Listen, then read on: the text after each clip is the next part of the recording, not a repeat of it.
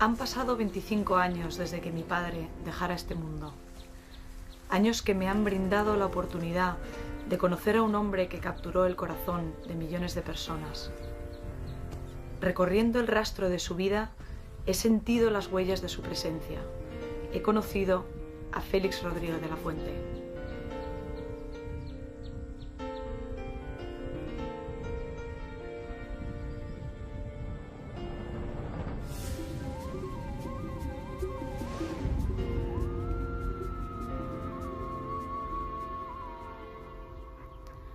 Félix Samuel Rodríguez de la Fuente nació un 14 de marzo de 1928 en Poza de la Sal, pueblo de pastores en la provincia de Burgos.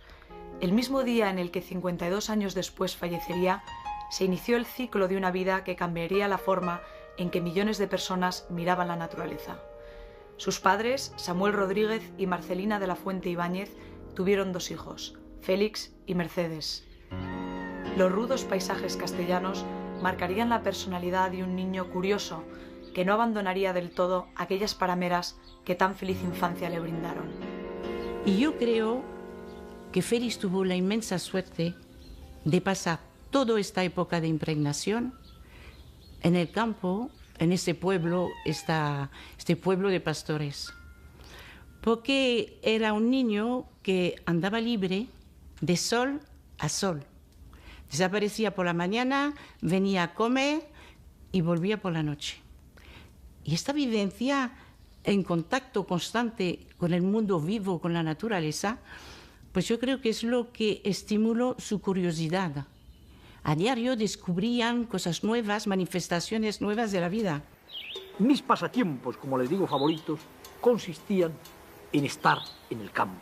Consistían en observar con todo el detenimiento y con toda la pasión los movimientos de los animales. Cuánto he mirado yo a los buitres y a las águilas.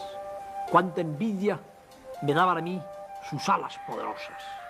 Cuántas sugestiones y sugerencias de viajar, de ser libre, de enfrentarme algún día con el mundo con la libertad absoluta con que lo hacían aquellos buitres y aquellas águilas de mi infancia.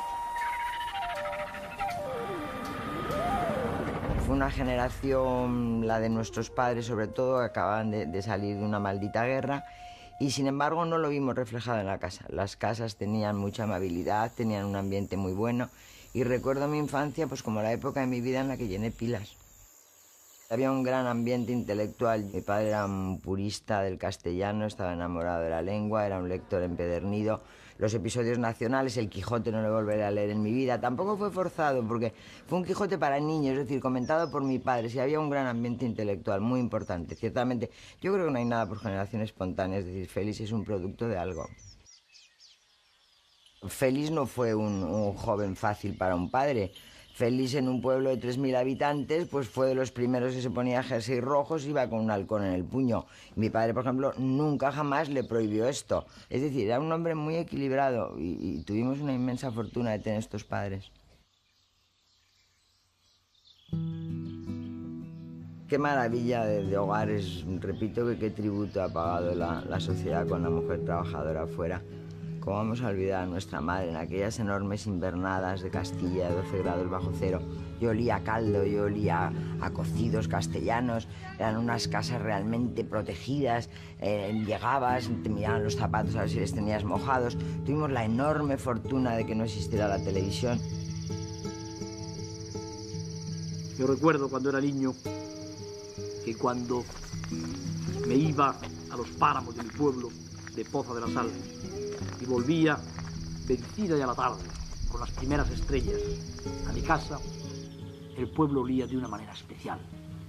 Era el fuego de las chimeneas que olían entonces a carbón vegetal, a bojes, a hulagas, a leña, el olor del pueblo, mezclado quizá con el olor de pan cocido y con olor un poco ácido y cálido del ganado doméstico.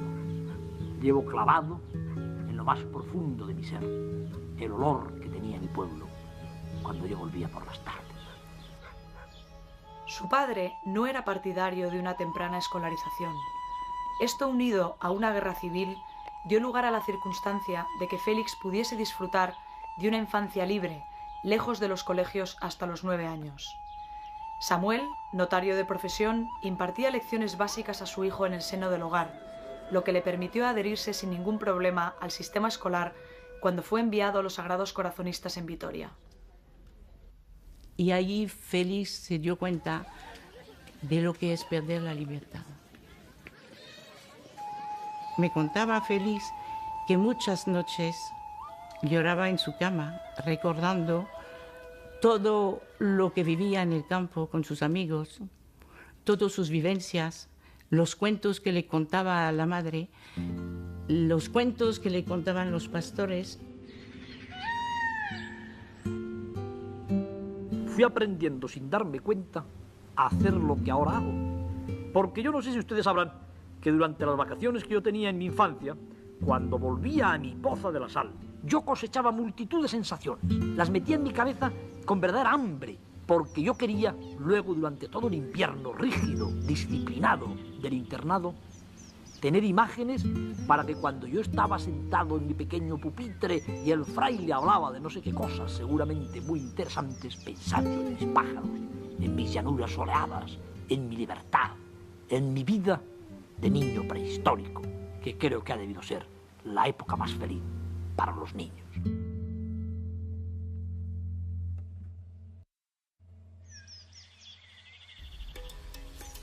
En 1946, Félix se traslada a Valladolid, donde ingresa en la universidad para estudiar la carrera de medicina, siguiendo el consejo paterno. Por primera vez, lejos de la estricta disciplina de los internados, vuelve a experimentar el cosquilleo de la libertad que tanto anhelaba. Coincidimos en el Colegio Mayor Reyes Católicos. Me encontré con Félix y con su padre, con don Samuel. Entonces allí, pues esa charla que se tiene hasta que llega el momento de que te tomen nota, pues me enteré que Félix era el segundo año ya que estudiaba, porque en el anterior había estado haciendo el golfo y solo había probado las Tres Marías. Don Samuel, que era un hombre muy serio, pero amable, cariñoso, pues me estuvo preguntando a mí también qué estudios había hecho, en fin, y se conoce que le parecía un poco más serio que su hijo y me encomendó que le cuidara durante el curso, cosa que a Félix le sentó fatal. Con 18 años y lejos de su casa, Félix se entrega a sus inquietudes. La lectura, el deporte y las distracciones de una ciudad como Valladolid ponen en un segundo plano los estudios universitarios.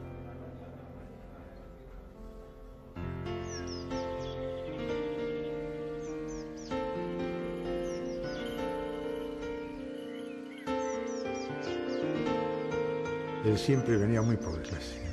Venía a ver a algún catedrático brillante, que le gustaba venir alguna vez a verle, pero no siempre, ¿no? Y él, al llegar el día 1 de mayo, se encerraba en casa, pero ya no salía más hasta los exámenes. Incluso se dejaba la barba y ya le podías ir con el mejor plan del mundo, decir que vamos a tal y imposible. No salía de casa en todo el mes de mayo. En aquella época, normalmente, casi todos los exámenes eran una parte oral y otra parte escrita. Y desde luego la parte oral Félix la abordaba. Eso la abordaba y sacaba unas notas magníficas. La anécdota sería algo así como empezar un examen con la siguiente oratoria, pues claro, dejaba deslumbrados a todo el mundo. Al parecer dijo algo parecido a esto. Corría el año 1820 y no sé cuántos, cuando el leopardo inglés añadió a su ya profusa diadema una joya inestimable, la isla de Malta. Claro, para empezar a hablar de las fiebres de Malta, retrotraerse a la historia del Imperio Británico para explicar la brucelosis, pues claro, es una cosa que dejaba a todo el mundo atónito, como luego nos dejó durante decenios a todos los españoles, y le ponían sobresaliente. Gracias a dos de sus mejores atributos, la oratoria y la memoria, Félix va sacando con altísimas calificaciones las asignaturas de su carrera, sin resignarse por ello a dejar de lado sus aficiones, como el atletismo, ganando el campeonato universitario en 400 metros lisos. Y entonces cayó en sus manos un método de gimnasia sueca, que era del profesor Müller, el método Müller, y me convenció para que lo hiciéramos los dos, y allí en la habitación abríamos el balcón en pleno invierno y para respirar aire puro y Total que se cogió una pulmonía tremenda. También le sentó mal que yo no me la cogiera siendo pícnico y él atlético. Y entonces pues se puso francamente mal. Realmente no tenía vocación por la carrera de medicina, la estudiaba un poco obligado por su padre y entonces pues se le hacía cuesta arriba. Procuraba dedicarse a cosas que le gustaban más, a leer libros de las novelas de Jack London, por ejemplo, de Oliver Curwood, que trataban todo de historias de animales en Canadá, los tramperos. Eso le encantaba. Durante estos años, el destino quiso unir la trayectoria de Félix con la de un joven que más tarde se convertiría en uno de los mejores biólogos que ha dado este país, José Antonio Valverde. Gracias a él, Félix pudo ahondar en su pasión por la naturaleza y los animales, descubriendo su verdadera vocación. Conocerse fue trascendental para los dos, ya que coincidían en inquietudes poco comunes en aquellos tiempos. Entre ellas se encontraba el excéntrico reto de tratar de resucitar un arte medieval, la cetrería.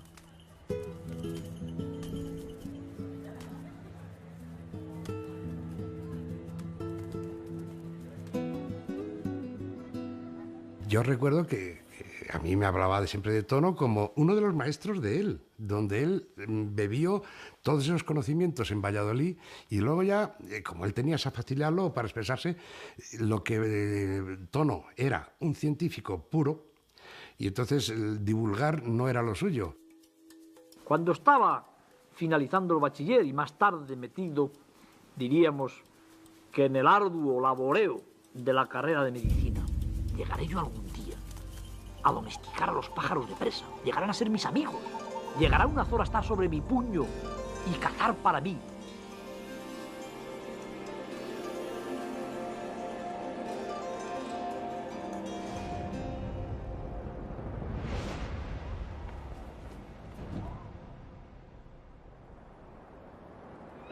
¿Qué mejor singladura, por mi parte, que la de retrotraerme una vez más a años infantiles y juveniles, a lo que yo he llamado muchas veces mi agreste infancia, infancia de niño de pueblo de los páramos de Burgos, infancia de niño despeinado, con el rostro quemado por el sol, con el cierzo en la cara, correteando por la paramera, siempre buscando algo en el regazo del viento, siempre preguntando algo a la línea del horizonte, siempre con algo que aprender, con algún secreto que arrancar a la tierra y a las nubes y al sol y a las hierbas y a los animales. Desde luego, cuando él contempla por primera vez a un halcón cayendo, ¿no?, abismándose directamente sobre unos patos en esa charca de la paramera burgalesa, sin duda él no sabe que va a ser un halcón, él mismo en la vida. Sin duda no sabe que su carácter, su trayectoria va a tener esa misma intensidad de lo preciso, de lo raudo, de lo que acaba consiguiendo sus objetivos, ¿no? Pero eso no deja más que una impronta, es probablemente una marca al estilo de las de que a fuego nos deja a veces las experiencias absolutamente imborrables de la vida, y casi todos los seres humanos tenemos media docena de experiencias así. Lo que pasa es que la de Félix Rodríguez de la Fuente es una experiencia casi sacada de la noche de los tiempos.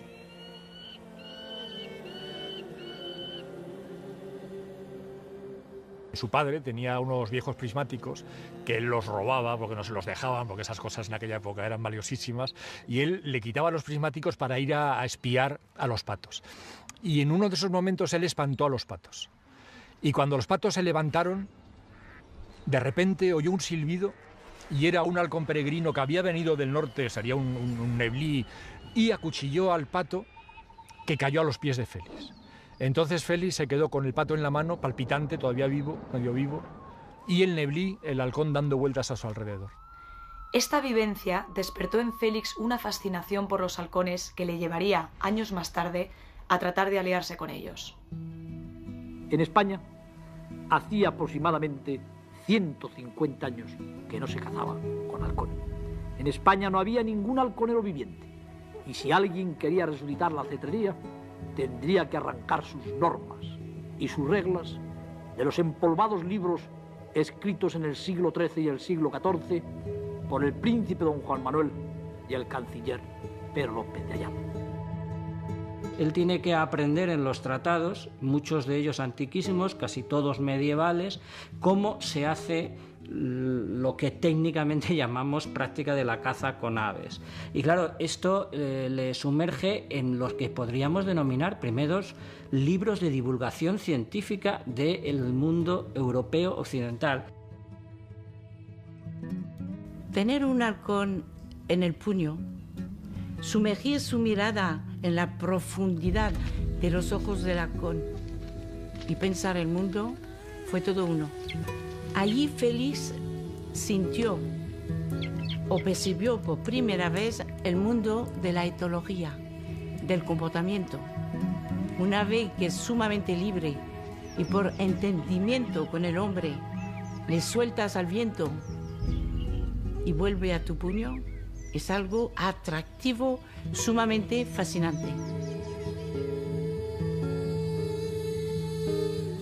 Félix, en el año 66-67, primero tenía unas inquietudes conservacionistas que en aquel momento no tenía nadie, porque ni los propios posteriores líderes conservacionistas habían hecho nada por proteger las aves de presa, dado que en aquel momento no es que eso fuera negativo, era así. Es decir, las aves de presa eran unos bicharracos que andaban por ahí, a los que se les podía pegar un tiro en cualquier momento y no pasaba nada. Incluso era bueno. En algunos sectores se consideraban alimañas y te daban hasta una prima por su cabeza, ¿no? Llega este hombre y con su relación tan personal con estos animales vía la cetrería, pues tiene otra forma de pensar y lucha porque se conserven, entroncando con toda una corriente mundial que está en esos momentos luchando por lo mismo. En 1954 se crea la Sociedad Española de Ornitología, siendo Félix uno de los firmantes del acta fundacional. Desde esta plataforma y gracias a estudios de campo que realiza personalmente, en 1966 se consigue proteger el halcón peregrino y las rapaces nocturnas en España. Sus intensas relaciones internacionales con otros cetreros y biólogos que luchan por un cambio de mentalidad cristalizan en 1963 en el Congreso Internacional para la Protección de las Aves de Presa en Caen, Francia, donde presenta su trabajo sobre las poblaciones del halcón peregrino en España.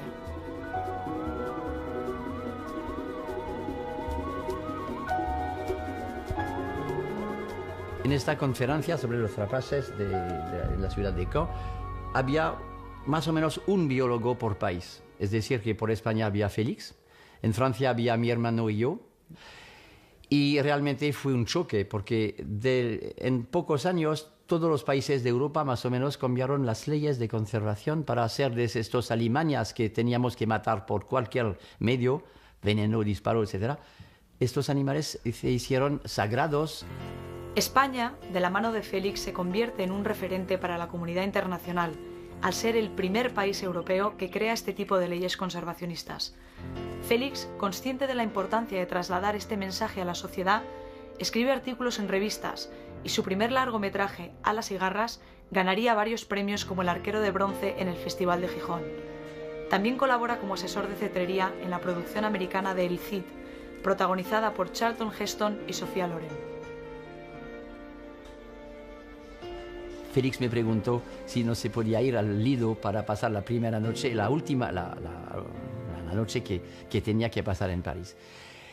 Y en esta cena, enfrente de las bailadores, en el Lido, el French Cancan y todo, con los ojos un poco a las chicas, pero más a describirme como los halcones del castillo a donde los estudiaba en Castilla, describiéndome el grito, el ruido, el picado del halcón peregrino, y realmente yo me di cuenta que Félix no era un hombre ordinario. En 1964, a petición del gobierno español, captura y lleva a Arabia Saudita 2 halcones peregrinos, entregándoselos al rey Saud. En octubre de ese año gana un concurso internacional de cetrería y se abre la puerta de lo que sería una vida entregada a la comunicación. Félix aparece en la portada del ABC y es invitado al programa Fin de Semana, donde embelesa durante 5 minutos a los españoles hablando de su halcón Durandal. 4 años más tarde, sus conocimientos cetreros le permitieron desarrollar una acción pionera en España, que aún hoy sigue vigente como único método efectivo frente al control de aves en aeropuertos.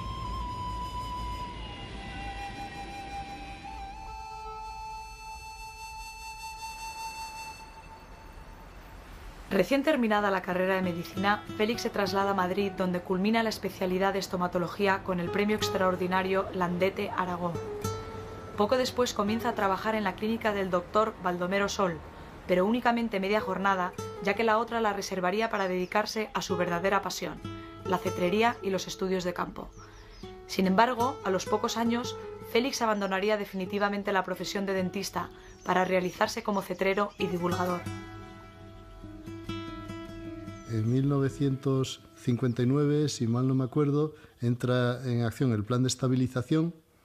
En España todo el mundo se aprieta el cinturón, salen 2 millones de migrantes para Alemania y aquí el trabajo escasea y era un momento en el que decidir dejar un empleo en una clínica como era la del doctor Sol y dedicarse a una cosa tan precaria y tan desconocida como era tener un centro de fauna, de zoología, con cetrería y tal, pues demuestra una personalidad como muy arriesgada, muy osada, muy dispuesta a lo que haga falta, ¿no? A pasarlo mal.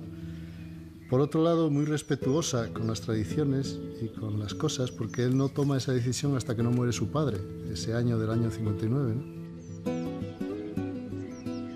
En este momento se dio cuenta Félix que ya no tenía el respaldo familiar, la seguridad que te ofrece la figura del padre.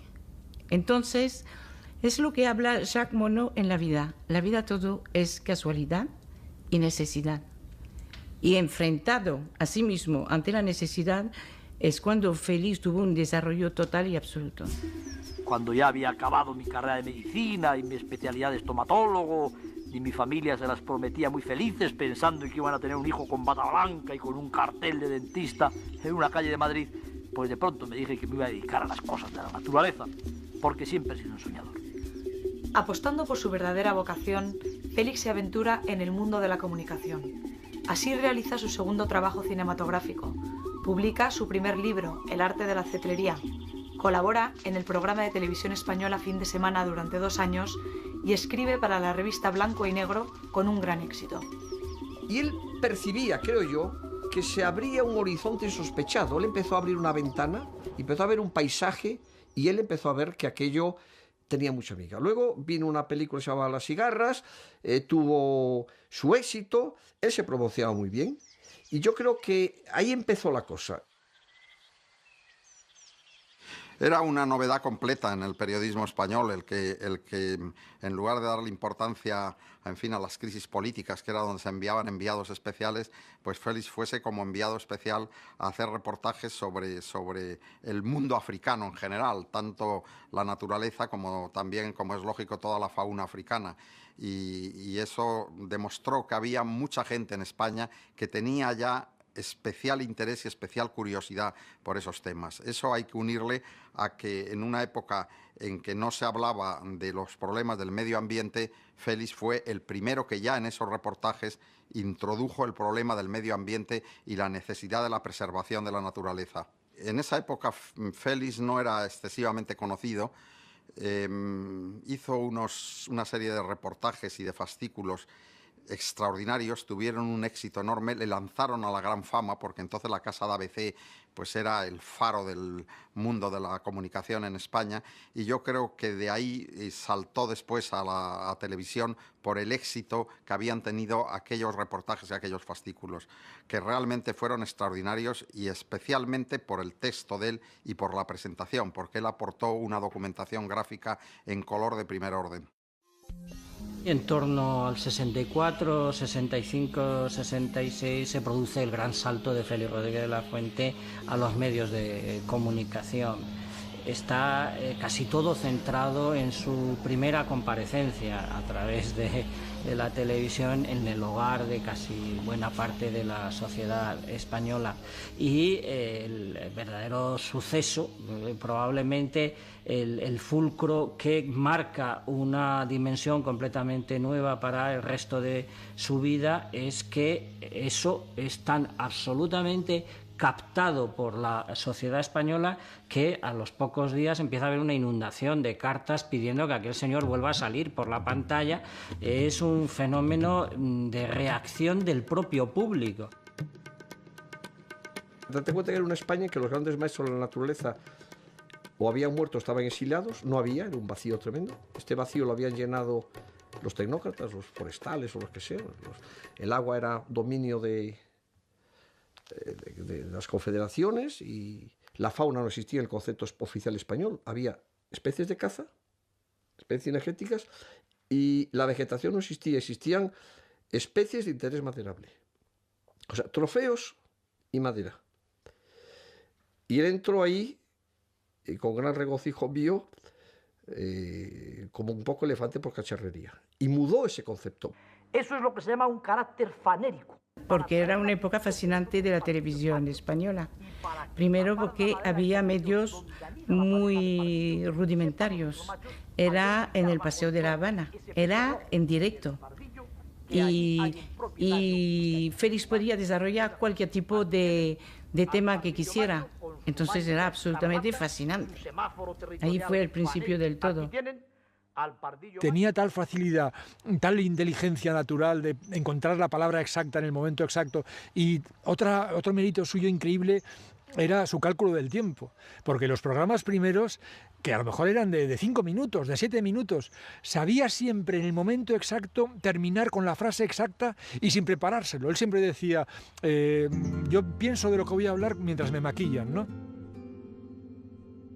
Hay muchas referencias para la gente que está llegando a las ciudades por la emigración, de que este señor les está hablando de ese mundo que, quieras que no, lo echan de menos. Y entonces Félix es también la voz del mundo de los pueblos, el mundo de los campos cultivados, el mundo de muchas referencias que para la gente era normal. Ibas a un bar y todo el follón del café, del vino, oye, fulano, Manolo, no sé qué, se callaba todo el mundo para ver a Félix, que al principio aparecía solo 10 minutos, 2 veces, una vez cada 2 semanas, porque tenía que compartir el programa con Jaime.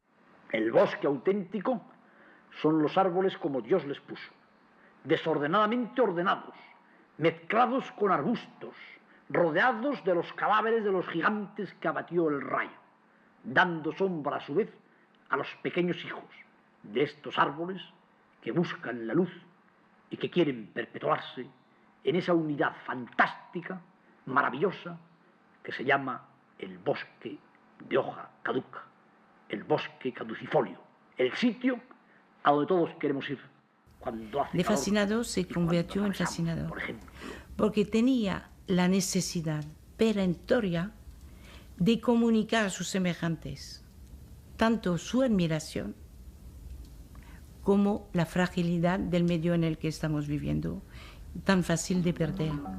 En los años que siguieron a su primera aparición en televisión, Félix trabajaría ininterrumpidamente, pasando de hablar sobre halcones y otras especies animales a introducir temas tan innovadores como la biosfera, el comportamiento animal y la contaminación. Su éxito fue instantáneo, presentando espacios como Nuestro amigo Félix, A toda plana, Imágenes para saber, Vida salvaje, Fauna y Planeta azul, convirtiéndose esta última en la serie de divulgación más larga de la historia de televisión española. En el frente editorial, Félix continúa su carrera divulgativa, que culmina con la publicación de la Enciclopedia Mundial de la Fauna. Queridos seguidores de Fauna, muy buenas tardes. El éxito que tuvo Félix con el programa de televisión española de todas las series de animales, pues nos hizo pensar desde el punto de vista editorial que ahí había toda una posibilidad enorme a desarrollar, ¿no?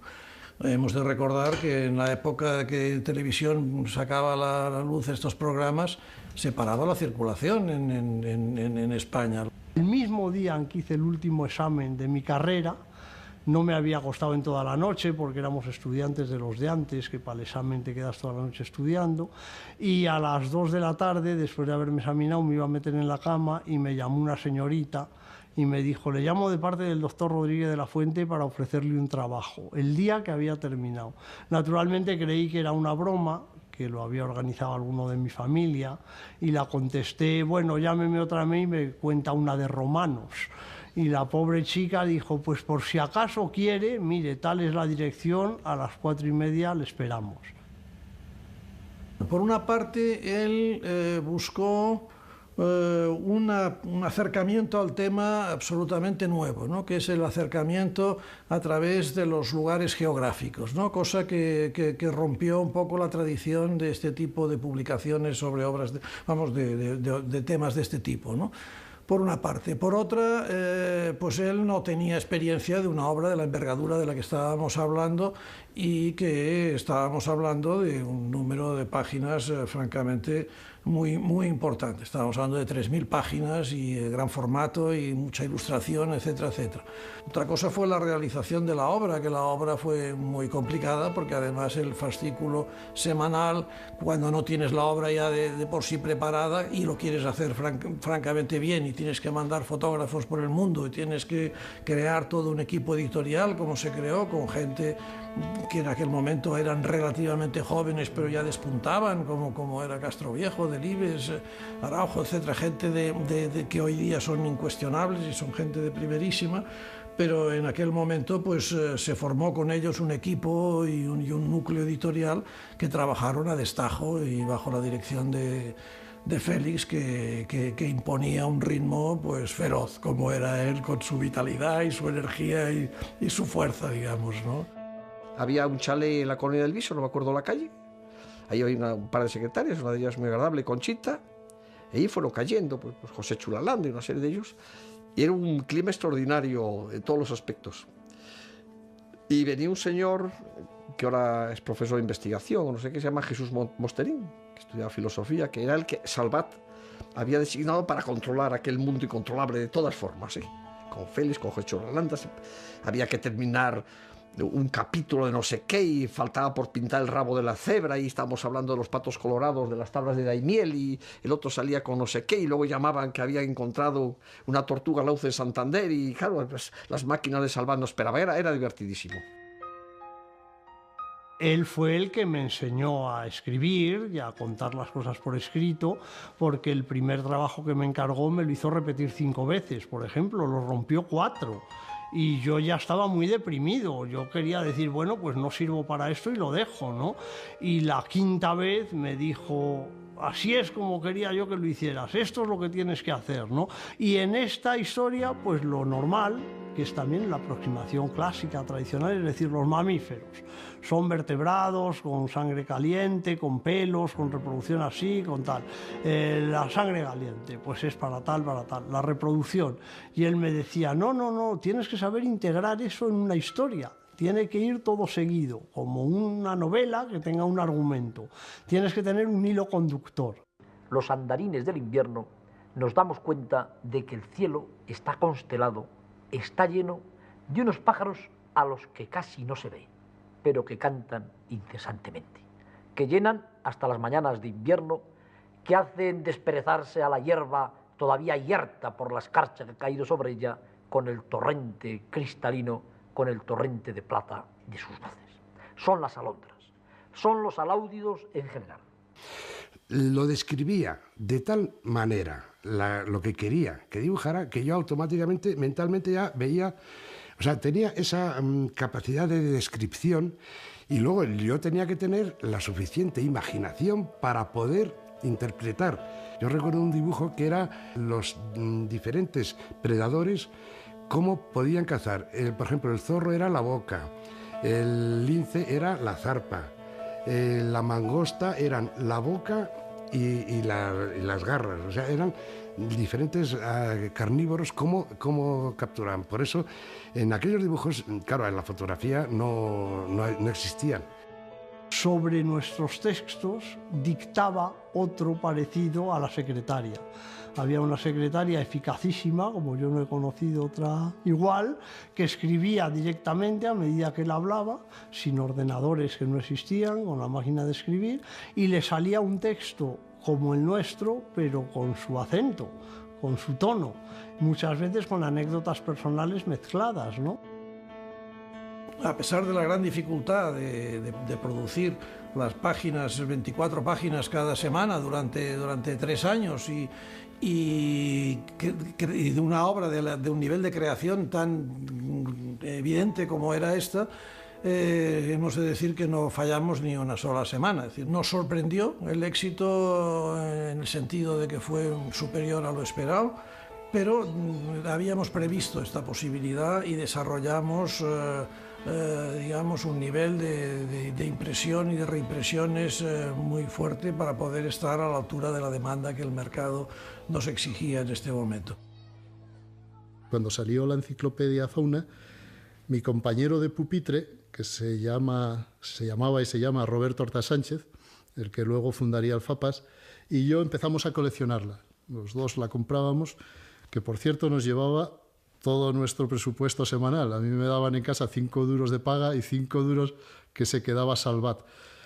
Y ahí fuimos coleccionando aquello, y yo recuerdo que cuando decidí estudiar periodismo, me vine a Madrid y traía una mochila, que yo era de aquella montañero, escalador, y tenía una mochila de ataque con la que había subido el Naranjo de Bulnes, y en ella puse los 11 tomos, eran, que ya mucho después pesé por gusto, por saber cuánto llevaba yo en la espalda en aquel viaje. Eran 16 kilos, con los que crucé Madrid desde la parada del autobús hasta la pensión, y era mi único patrimonio, la obra de Félix, ¿no? Eso te da una idea de cómo era bueno, el vivir, el sentir de la juventud aquellos años, ¿no? Y aquella historia de Félix. Por primera vez, Rodríguez de la Fuente hizo una aproximación que ponía la estepa o el bosque o la llanura o la selva tropical o bueno, los hayedos pirinaicos, ¿no? Y poner juntos a las mariposas del hayedo con el urogallo, pues no se había hecho nunca, no existía en ninguna enciclopedia, ¿no? Estoy seguro de que coincidió o tuvo la fortuna de ser el momento adecuado en el mundo cuando se estaba despertando la conciencia ecológica. Yo he presumido mucho de que pocos años después recorrimos como 40 museos de historia natural europeos para hacer mi trabajo de tesis, y en la inmensa mayoría estaba fauna en francés o en italiano o en alemán o en inglés entre los libros técnicos del museo, ¿no? La Enciclopedia Mundial de la Fauna cosechó un éxito sin precedentes. En España fueron vendidos más de 18 millones de volúmenes. Fuera de nuestras fronteras, la obra fue traducida a 14 idiomas, llegando a más de 22 millones de volúmenes vendidos.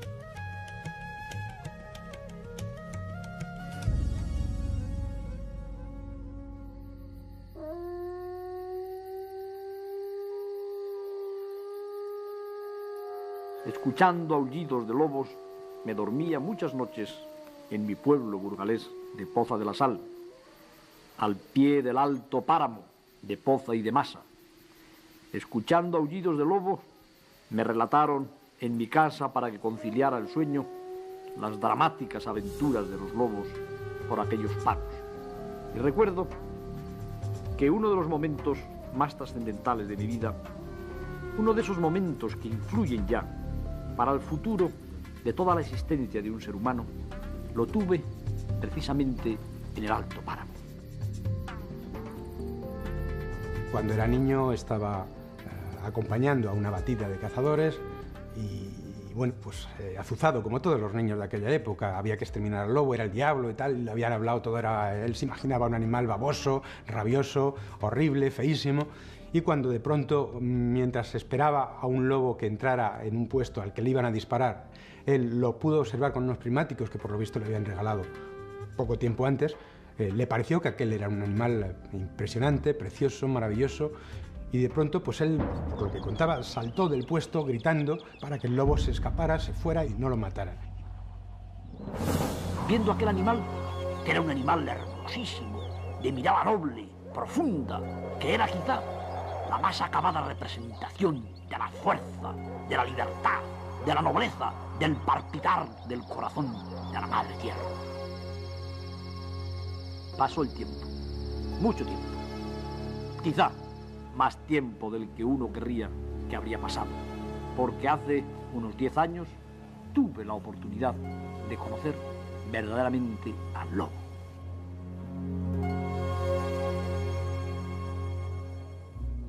Un amigo de Valladolid nos dice que en un pueblo de la zona están montando un festejo arrastrando por las patas 2 cachorros de lobo.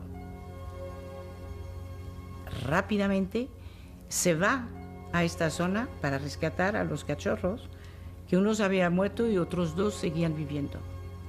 Y los trajo a casa. Tenía 2 lobeznos, 2 huérfanos. Apenas acababan de abrir los ojos. Se les podría alimentar con una mezcla de leche y de carne, suponía, pero aquellos lobos me iban a permitir conocerles.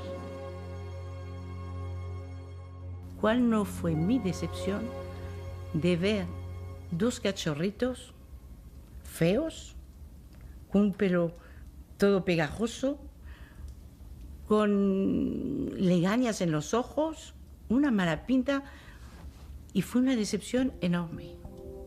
Pero por otro lado, el lado maternal de mi persona, les acogí, les cuidé, les limpié bien con una esponjita, y de pronto su pelo se hizo más ancho y de pronto les vi guapísimos.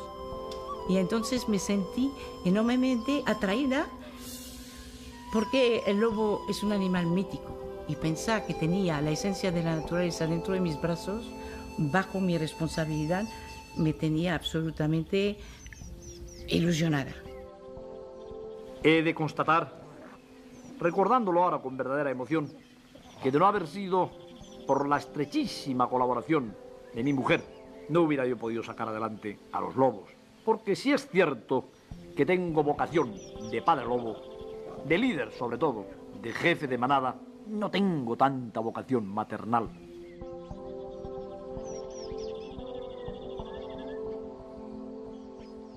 Y desde luego, Félix Rodríguez de la Fuente y su señora, Marcel Parmentier, fueron los pioneros en este campo. Contaron como unos colaboradores, pero ellos fueron los que estuvieron ahí al pie del cañón y manteniendo esas poblaciones, casi dialogando con ellas, estando en una situación de extrema afinidad con el lobo.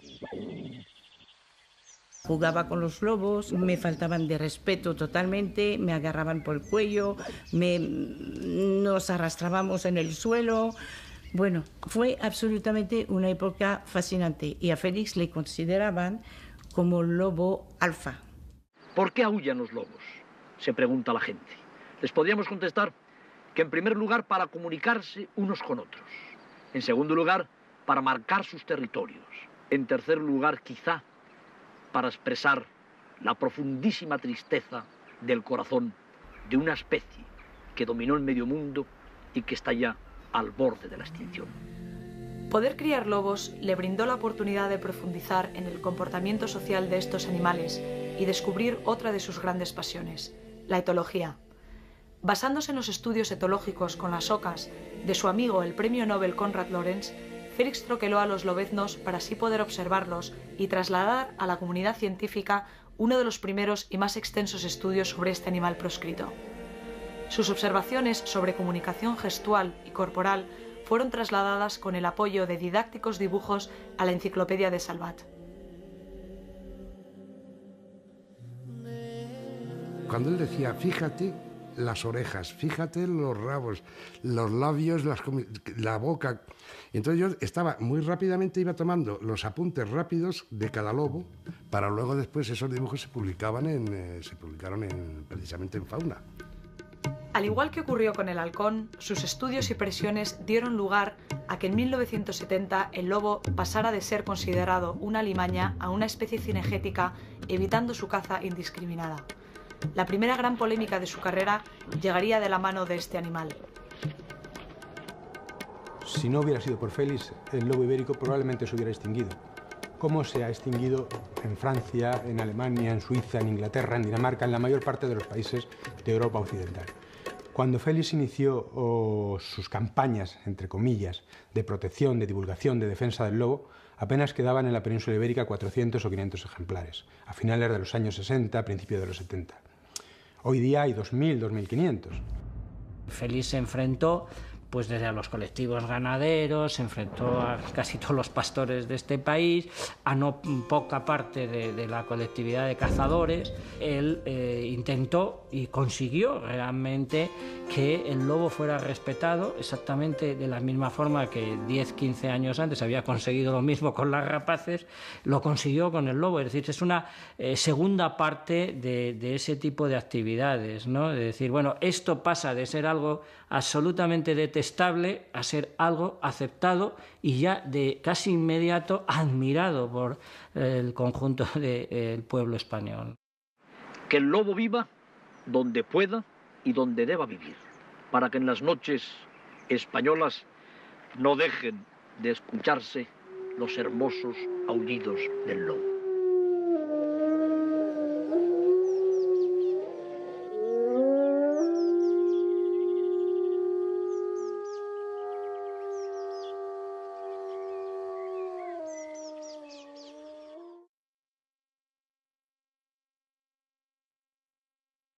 Empieza la aventura de la vida en el año 1973 y durante 7 años, todos recordamos aquel 1980, durante 7 años estuvimos todos los jueves, teníamos la cita con el programa.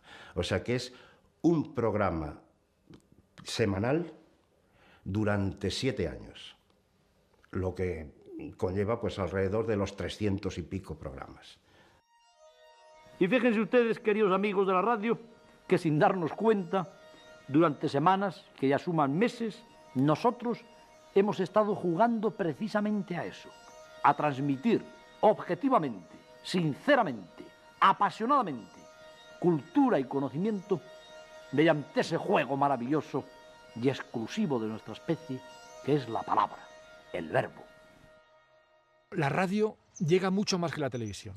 La radio la puede oír cualquiera en el campo, con un transistor. Era la época del transistor, en que el pastor llevaba el transistor en el bolsillo, la gente llevaba la radio en el coche encendida.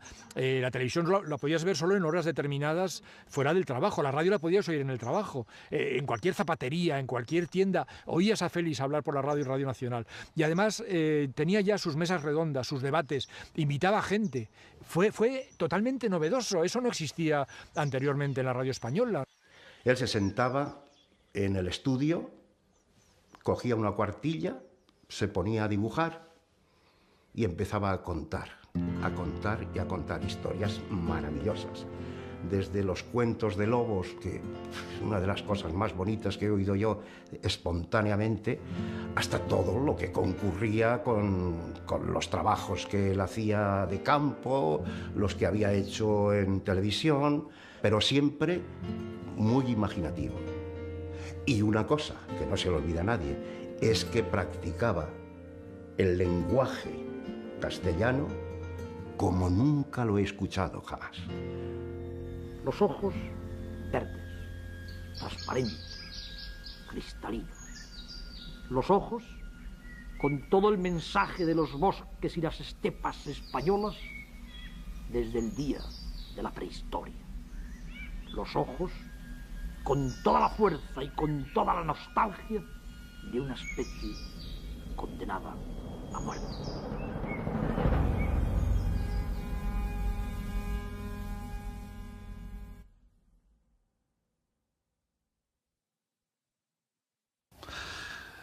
Cuando se plantea el rodaje del programa El Hombre de la Tierra, la primera serie, mi jefe era Pedro Medilla Reneses. Entonces teníamos un reto por delante porque pensábamos que la oportunidad era grande, era muy importante. Rodar en 35 milímetros ya era complejo y un reto por el material tan pesado que se tenía que utilizar. 70.000 metros de película, 4 equipos de cámaras de superficie, un equipo de cámaras submarinas, 15 técnicos cualificados y la ayuda de 4 organismos del gobierno venezolano permitieron llevar a cabo un auténtico récord en la cinematografía zoológica. Montar aquellos equipos de cámara con las Arriflex, con los Trafocatos 25-50, 250 metidos en Blink y rodar en alta velocidad con las cámaras primeras Mitchell, las Mitchell que necesitaban, por ejemplo, necesitaban una dotación de batería muy grande y muy pesada. Eran todos retos que se iban uniendo a lo que representaba tener que rodar en unos exteriores inhóspitos, desconocidos, y que aquello fue verdaderamente, llamémosle, un reto, el primer gran reto que tuvo Televisión Española en cuanto a equipos de filmación para rodar una serie espectacular como se rodó. Estábamos rodando constantemente porque eran como había muy pocas horas de nocturnidad, pues eran horas de luz y era constante, estaba pariendo constantemente ideas. Fíjate cómo sería que íbamos a hacer 8 películas y salieron de Venezuela 18. Llegamos en plena estación seca y él inmediatamente, un día, me decía, mira, esto hay que filmarlo así. Aquí se mueren de sed, los galápagos y los babas, y impresionan la anaconda, operación rescate, el mundo de las aves. Y lo decidió y estructuró aquello, y un día tenía el esqueleto, viéndolo a través de la pantalla y de la mentalidad del espectador, de cómo impresionar y darle una coherencia a todo aquello. Y fue un éxito.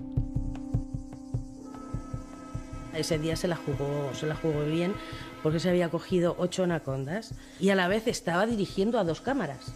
Y entonces, en una de esos, después de haberse cogido 8 anacondas, la tenía agarrada una que era enorme y estaba dirigiendo Roa, por aquí, en primer plano. Cuando se vio la anaconda, que estaba un poquito ya más suelta, fue cuando se tiró a la cara. Yo recuerdo que cuando se enviaron los primeros negativos a través de la valija diplomática, yo los recogí, fuimos a Fotofilm, Tere Montoya, me acordé de toda la vida, estaban esperándonos, revelamos aquel material y las primeras imágenes en la sala de proyección número 2, Pedro Medilla y yo fuimos las que la vimos. Cuando vimos en calidad de pantalla grande, 35 milímetros, aquellos indios, los huaycas, quedamos impresionados.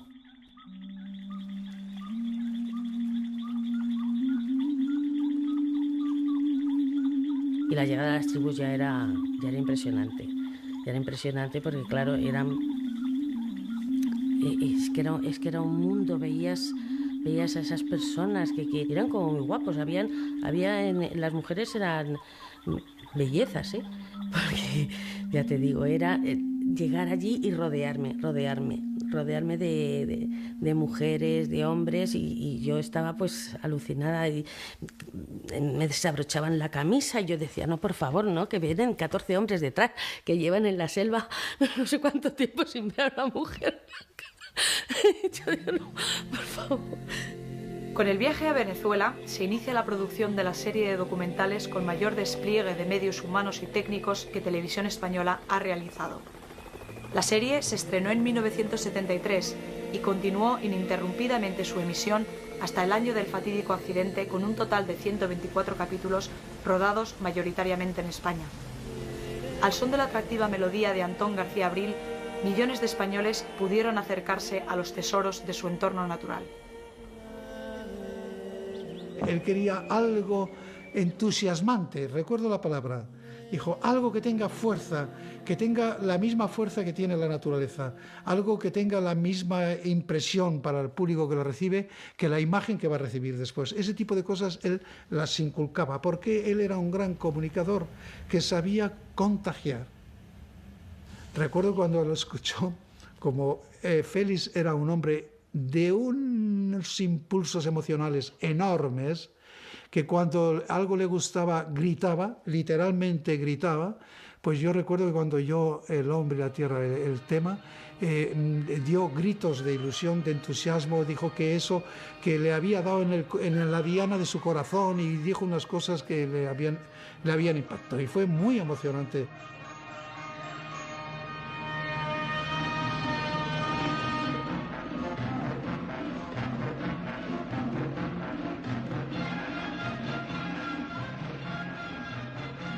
Para un compositor era esta propuesta que Félix hizo para trabajar yo sobre esta serie, era una propuesta llena de incógnitas para el compositor, llena de ilusionamientos, de pasiones y técnicamente de una dificultad enorme, porque anteriormente, al menos yo, no conocía ningún modelo en el cual podía yo basarme. No existía. Cuando se hizo la filmación del Lobo, ahí sí que él me pedía algo muy especial. él me pedía que yo escribiese la voz del lobo. Y efectivamente, yo escribí una música que era unos coros de hombres. Y había un coro que decía solamente la palabra el lobo.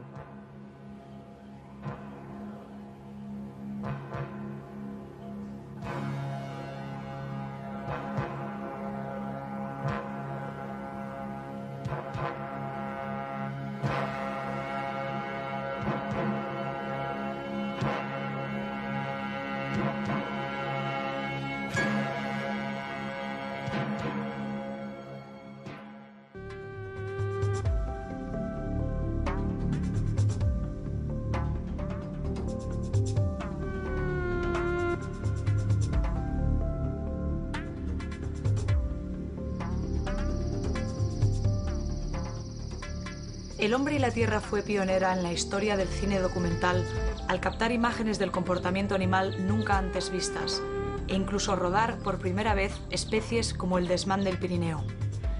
Televisión Española pasó a convertirse en una de las más grandes y reconocidas productoras de documentales de naturaleza en el mundo, equiparándose e incluso superando los programas realizados por la BBC. Simultáneamente podía haber varios equipos en diferentes lugares, aprovechando sobre todo las estaciones meteorológicas. Yo recuerdo que teníamos naturalistas repartidos, localizando en los Pirineos, en diferentes partes de España.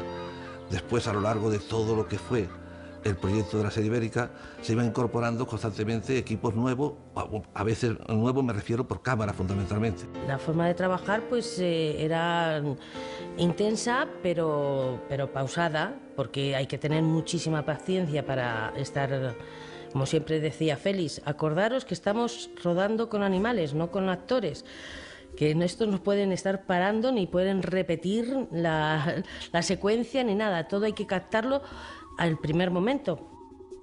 Peregrina representó un 20% llamémosle del total. España se cruzó de punta a punta, tocando siempre todos los temas más candentes en cuanto a lo que eran espacios naturales en todos los conceptos, tanto en el concepto de la vegetación como en el concepto de la zoología, los animales.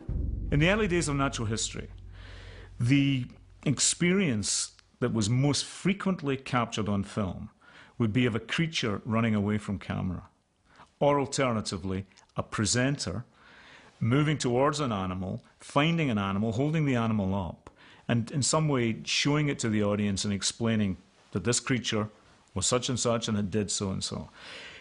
The behaviours which were filmed were usually behaviours which were relatively easily observed, particularly in places like Africa, where a great deal is happening and it's visible to the naked eye, it's visible to the camera lens, and you can record a lot pretty easily. But there are 99% of animal behaviour is actually rather difficult to get on film. Now, if you're actually trying to capture animal behaviour on film, you need not only the time to study and observe and become aware of what it is that an animal does, you also need to be able to provide the animal with a sense of comfort about what it's doing. As animal behaviour filmmaking evolved, the people doing it began to become more and more sophisticated and more detailed in the way in which they could solve the problems which were presented by the environment. Por ejemplo, también, y este tipo de rodajes además los solíamos hacer muchas veces en los días de lluvia, que no se podía rodar en el campo, pues en lo que era una antigua paridera que teníamos allí en Peregrina, debajo de una roca, pues allí montamos con toda una serie de luces, toda una especie de pequeño plató en el que hacíamos pues unos decorados, como unas reproducciones del interior de la cueva, por ejemplo, de las galerías de los ratones, o el interior de un hormiguero para ver cómo un pájaro carpintero con la lengua esa tan larguísima que tiene, mete la lengua por un agujero y se chupa las hormigas de un hormiguero de hormigas rojas. Recuerdo, me parece un plano en el que está el turón o la turona con las crías y se ve como una gran culebra de escalera intenta entrar pensando en que se va a poder comer a las crías y obviamente pues el turón sale a defenderlos, la ataca, eso pues a través de unos cristales, en un sitio, unos artilugios, pues tapándonos con unos trapos oscuros, metiendo luces para que pareciera el interior. Pero realmente eso era, en aquel momento era novedoso, A la gente le llamaba mucho la atención y realmente, pues bueno, como esto, pues muchísimos, ¿no? 5 años de rodajes por toda España tratando de capturar las escenas más desconocidas e íntimas del comportamiento animal para trasladarlas al público español dieron como resultado el desarrollo de técnicas e innovaciones que aún hoy son utilizadas. Otros rodajes impracticables con animales salvajes, como por ejemplo la conducta de los lobos, eran realizados en Peregrina con animales troquelados en condiciones semisalvajes. Esta técnica o truco para poder obtener secuencias irrealizables en la naturaleza fue y aún es práctica común en la producción de documentales de naturaleza en todo el mundo. Para conseguir esas imágenes espectaculares, probablemente las más espectaculares de toda la serie ibérica y que han dado la vuelta al mundo, todas esas secuencias de los lobos, que quizás fueran de las que más impresionaron y cautivaron también a la audiencia de televisión del Hombre y la Tierra, esas imágenes con los lobos en la naturaleza hubieran sido absolutamente imposible de conseguir. Los lobos troquelados básicamente mantenían las mismas pautas de conducta que los animales salvajes, básicamente las mismas. Es más, muchos de los planes de conservación, pseudo-conservación, que se vienen llevando a cabo últimamente, no solo sobre el lobo, sino sobre otras especies, al contar con un gran despliegue de medios técnicos, esos medios técnicos son los que mediatizan el comportamiento del lobo.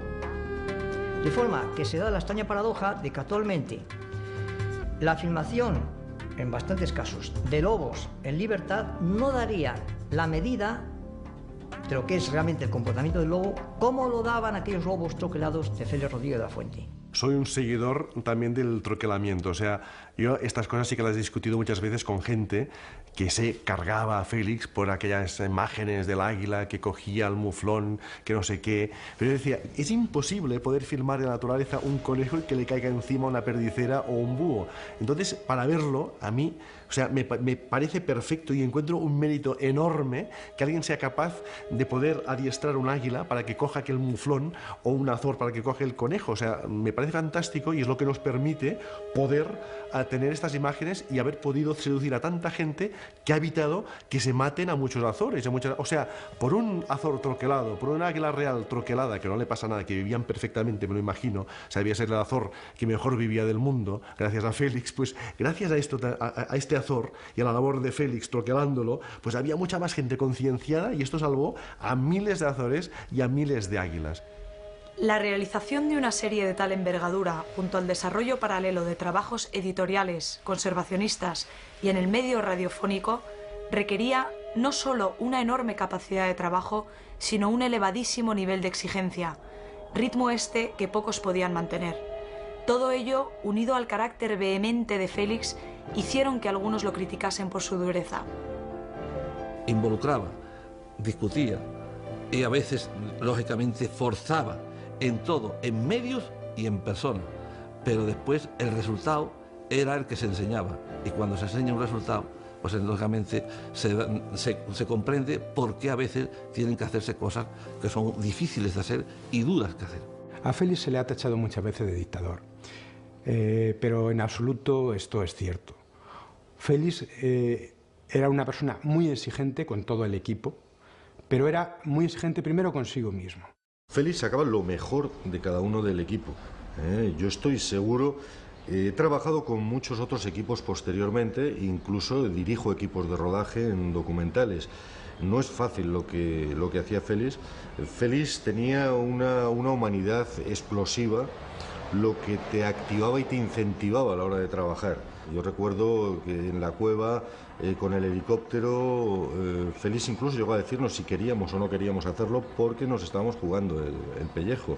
Un helicóptero al lado de una pared, batiendo con las hélices a escasos metros de la pared y descolgándonos con cuerdas para bajarnos a una cueva. Y todo el mundo dijo que lo hacía. Y lo hicimos, ¿no? Y lo hicimos y acabamos extenuados. Estabas en una cueva que estabas a varios grados bajo cero. Cuando salías fuera había otra temperatura, hubo casos de hipotermia, nos tumbábamos, nos quedábamos dormidos, nos despertábamos nosotros mismos, oye, que te estás quedando dormido, ¿qué tal? Pum, otra vez a trabajar, cargamos baterías, porque claro, hoy en día se podría iluminar una cueva, aquella cueva relativamente sencillo, en aquellos momentos eran baterías de coche grandes y baterías de camión que pasábamos todos en mochilas. El éxito de la serie no se hizo esperar. Cosechó premios nacionales como el Ondas y la Antena de Oro, e internacionales como el de Montecarlo, el de París de Misiones Científicas y el Walt Disney. La serie fue incluso reconocida recientemente como la mejor producción de la historia de televisión por la Academia de las Ciencias y las Artes de Televisión. En el extranjero fue distribuida por todo el mundo, traduciéndose a idiomas como el japonés y el ruso, y alcanzando por donde pasaba un gran éxito de audiencias. And we would hear stories and occasionally see footage which was being obtained by Felix Rodriguez de la Fuente and his teams, which really surprised and amazed us because the quality was terrific. It was clear they were shooting on a format that was very, very advanced in comparison with what we were working with. We were shooting mostly on 16mm. Eventually we moved to Super 16, but we were working with small Bolex cameras and small loads of film and so forth. And it was obvious that here was a production unit who were going into areas with the extraordinary elaborate and very advanced for us in those days equipment, like 35mm cameras and so forth, and getting terrific behavioral stories. La gran calidad cinematográfica de la serie la hizo destacar en la pequeña pantalla. Sin embargo, el éxito continuado a lo largo de toda su emisión se debe no solo a las imágenes, sino a la particular forma que Félix tenía de contar la naturaleza. Nunca se escribieron guiones, ya que Félix improvisaba la narración sobre la marcha. Quizás esta forma de trabajar imprimía un carácter vívido y apasionado a las historias narradas. Él era un hombre de fe, tenía fe en lo que estaba haciendo. El tesón, que son fe y tesón unidos, es algo muy importante. Era un hombre culto, era un hombre apasionado, como se dirá muchas veces, porque eso no lo podía evitar. Tenía un temperamento que vibraba permanentemente. Yo le he visto en una secuencia, una famosa secuencia del Hombre a la Tierra. Yo le vi llorar cuando la pasamos en proyección, aquella secuencia bellísima de un águila que coge su pico al cervatillo. Yo le vi llorar, yo estaba cuando se pasó por primera vez esa secuencia en el estudio. Todo es unido: fe, pasión, voluntad, cultura, y era un hombre generoso. Era un hombre generoso porque todo lo daba a su trabajo, y eso es una generosidad, y todo lo daba por el bien de una idea que él quería difundir, que era el amor a la naturaleza en todas sus manifestaciones.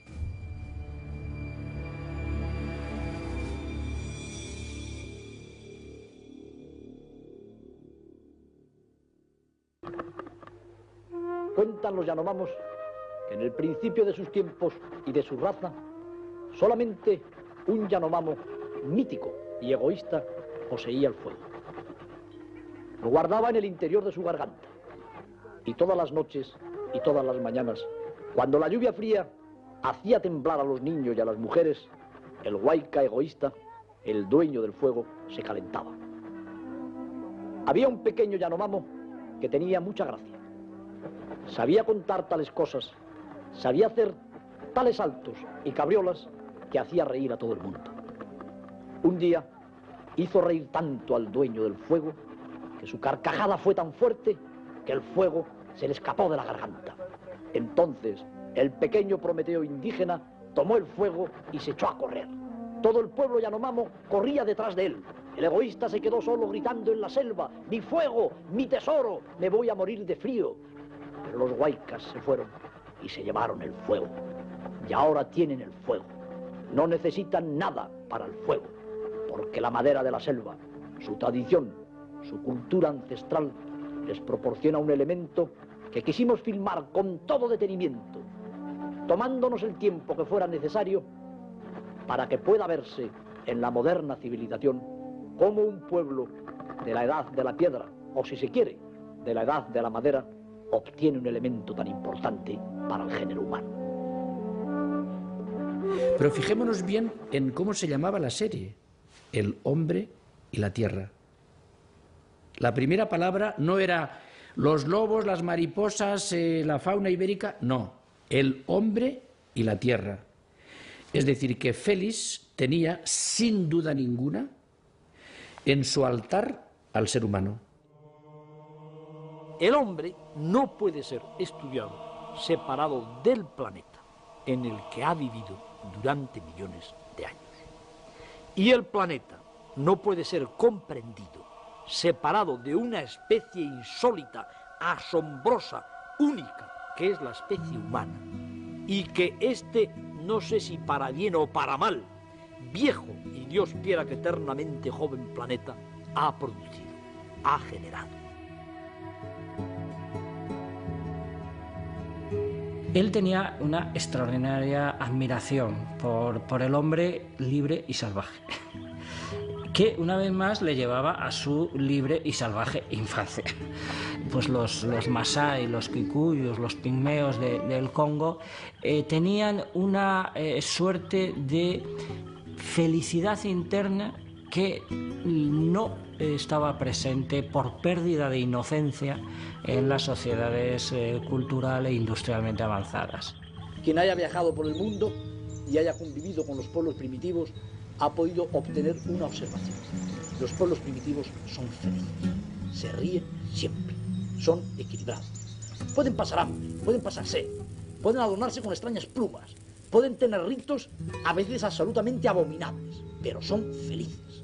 No conocen lo que llamamos el aburrimiento, la angustia, la frustración y sobre todo no conocen el suicidio. Lo que ciertamente a Félix y a mí nos ha impresionado mucho, y no lo he leído en otros sitios, o sea que no sé por qué no impresiona a todos, pero sí podía impresionarnos, era el respeto tremendo a la naturaleza que tienen las tribus africanas que están todavía, claro, muy lejos de nuestras tecnologías y de nuestra sociedad. El hombre de la época gloriosa del Paleolítico era un hombre que tenía un profundo respeto hacia la naturaleza. Es un hombre que estaba integrado en el seno de la naturaleza. Es un hombre que tenía una ética, una moral y me atrevería a decir que hasta una religión ecológica. Mientras que el hombre neolítico, que dejó de ser cazador nómada, que dejó de ser un hombre que vivía de la recolección de los frutos espontáneos de la tierra para transformarse en pastor y en agricultor, este hombre neolítico pierde el respeto a la tierra. Se desengancha del tren ecológico. Se permite el lujo de transformarse en la primera especie realmente infractora de las leyes ecológicas del planeta que la soporta. Cuando tenía tantísimo trabajo y se levantaba por la mañana diciéndome, he dictado toda la noche, he hecho un libro entero y no he dormido nada, estoy absolutamente agotado. Lo primero que hacía es coger y marcharse a África. Ahí cortaba todo y volvía a rebobinar, volvía a empezar y otra vez en España empezaba de cero. Es decir, que África le reestructuraba totalmente mentalmente también y le equilibraba. Comienza en sus primeros viajes a África para hacer reportajes sobre África, vuelve absolutamente entusiasmado, eso yo lo viví en primera persona porque estábamos juntos cuando tenía que ir a vacunarse del tétanos o de la fiebre amarilla, etcétera, con toda esa preocupación además que tiene un ibérico a que le pinchen y a ir a un país que no sabe el idioma, que no sabe qué es lo que va a ver, pero viene absolutamente entusiasmado y comienza ya a diseñar su gran proyecto de su vida, que es recorrer el mundo, ver la naturaleza, hablar de la naturaleza a nivel mundial, hablar con los indígenas. Bueno, yo creo que más feliz que feliz. Cuando Durandal, su halcón favorito, acuchillaba a una perdiz en lo alto y se oían los cascabeles y caía la perdiz. Más que eso, sus entrevistas, por ejemplo, con el jefe de los pigmeos.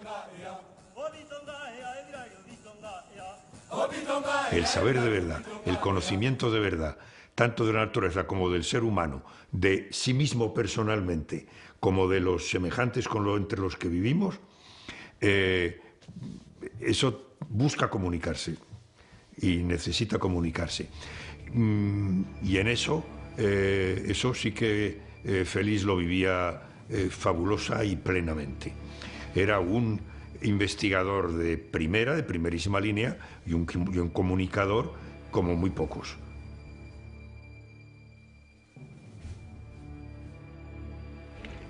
Quizás se me había olvidado decirlos, aunque en cierto modo lo diga cada día, que la base del tema que les vamos presentando desde hace ya casi 2 años, que el espíritu de estos programas de animales es la protección.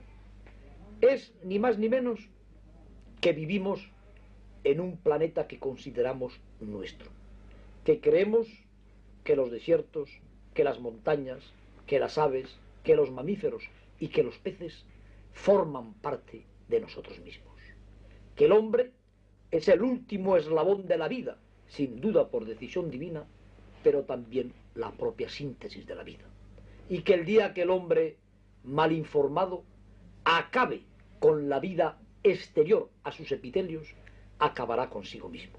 Félix fue un conservacionista, antes que nada, un ecologista convencido y además un activista, que utilizó todas las herramientas que utilizamos hoy en día las organizaciones. En primer lugar, la comunicación. Si no comunicas, si no conectas, es imposible resolver los problemas.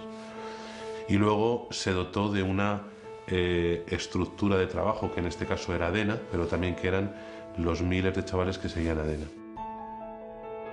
Félix Rodríguez de la Fuente se pringó en todos aquellos temas que trató y que tocó. Félix Rodríguez de la Fuente, lo que no quisiera, yo creo, a día de hoy, si levantara la cabeza, es verse convertido en solo un icono estético, superficial, de la belleza de la naturaleza. La belleza de la naturaleza que él retrataba y que él contaba le servía para enamorar, para que usted entienda lo que estamos perdiendo. Yo entendí desde el principio su mensaje ecologista, y cuando digo ecologista lo digo precisamente para contrarrestar los ataques absurdos, mal informados de aquellos que han querido ubicar a Félix en el territorio de lo aséptico y de lo naif.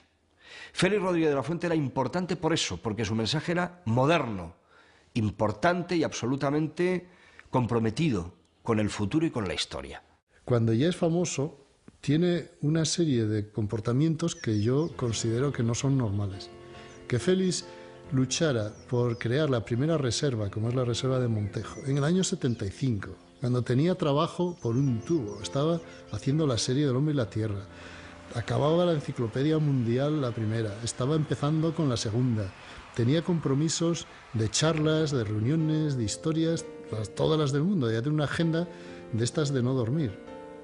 Y se coge y se va con unos chavaletes a hacer una acampada a pie del cañón, allí en los acantilados de la sierra esta de Segovia, o luego le ves en Cabrera creando un grupo para ver si hay manera de evitar las maniobras militares que están bombardeando aquella isla. En Gallocanta, intentando que no me desequen la laguna porque estaba a punto de secar. En Daimiel, haciendo lo mismo, que eso fue anterior. Posteriormente, en el cañón de Añisclo, intentando que no se hiciera ahí un embalse, ¿no? Todo eso está documentado y hay gente que lo vivió en primera persona, por no mencionar la etapa inicial de ADENA en el año 70, cuando compran los asturcones que quedaban salvajes y salvan esta raza de caballo silvestre que hay en Asturias. Félix era importante, entonces tenía acceso al poder y podía cambiar cosas.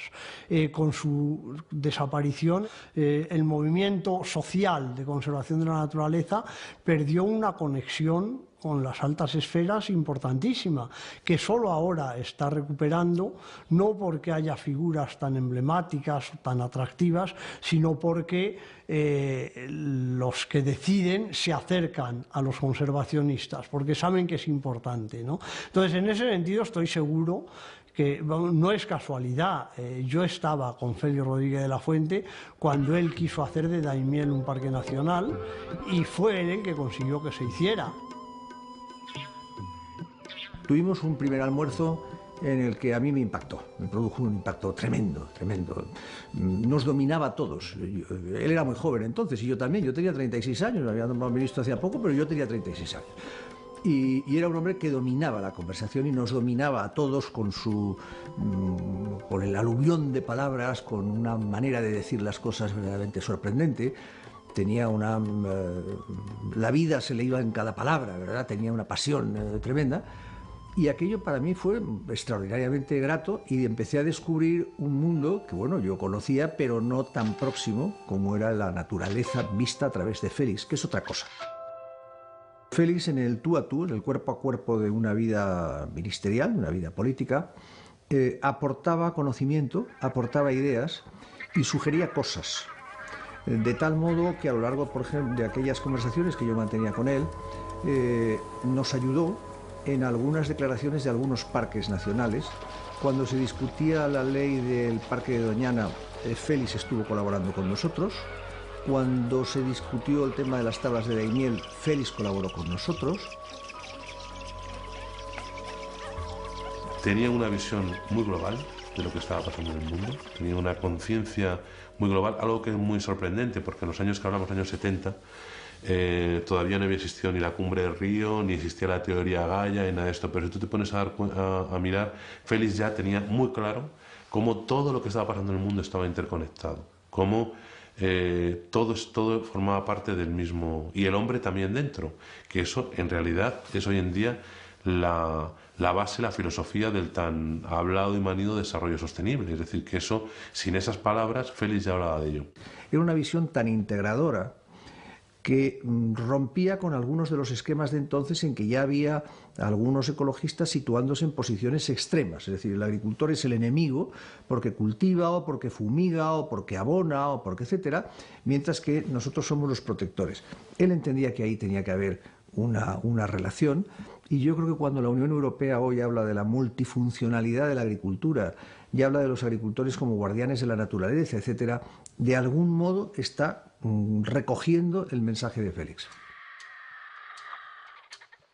Se crean los campamentos de Montejo de la Vega, que tienen una función muy importante en entender el movimiento ecologista en España, porque por Montejo de la Vega pasan cientos y cientos y cientos de chavales en verano, en una época en que no había, estaban los campamentos de la OGE y poca cosa más, en unos campamentos donde los chavales iban a aprender de naturaleza, a convivir, y donde se crea un espíritu muy emocionante de que hay que comprometerse con la conservación del medio natural y la defensa de la naturaleza. De esos campamentos sale una cantera que todavía puedes ir encontrando por toda España, gente de 40 años, normalmente 30 y tantos, 40 años, a los que les marcó profundamente.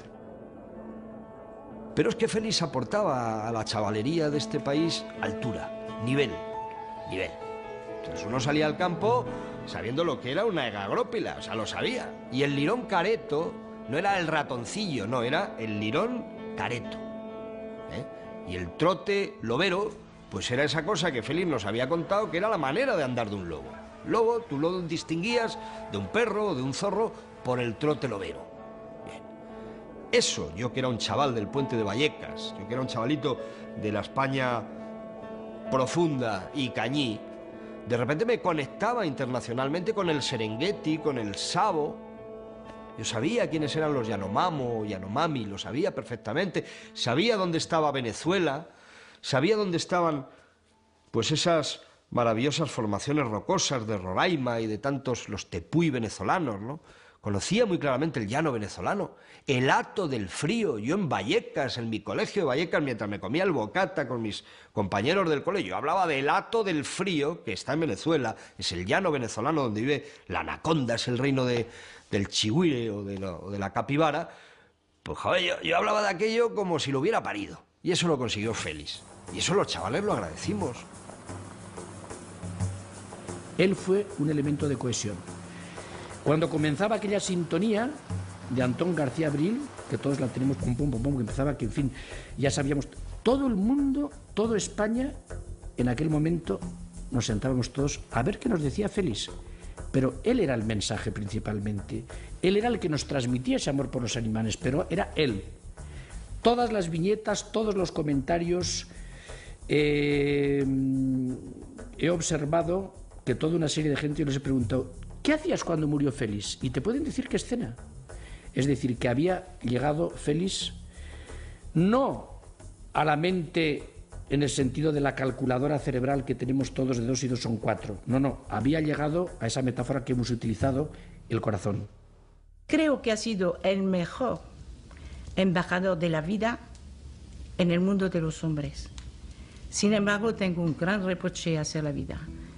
La vida, sabiendo, entre comillas, que era su mejor embajador, haberle quitado la vida tan pronto, para mí ha sido un error de la vida muy grande.